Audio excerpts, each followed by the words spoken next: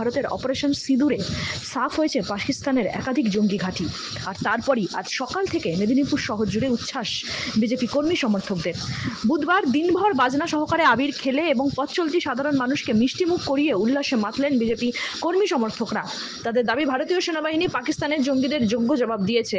এটা তো শুধু শুরু, পরে আরো অনেক কিছু দেখতে পাবে পাকিস্তান।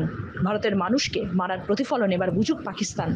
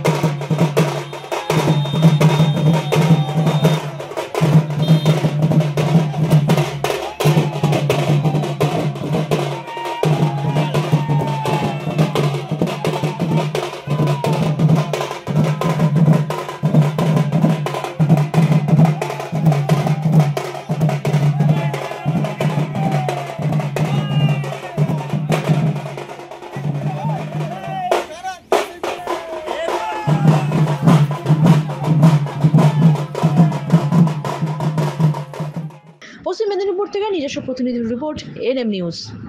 আরও খবরের আপডেট পেতে সাবস্ক্রাইব করুন আমাদের ইউটিউব চ্যানেলটি আর বেল আইকনে ক্লিক করুন নোটিফিকেশনস পেতে।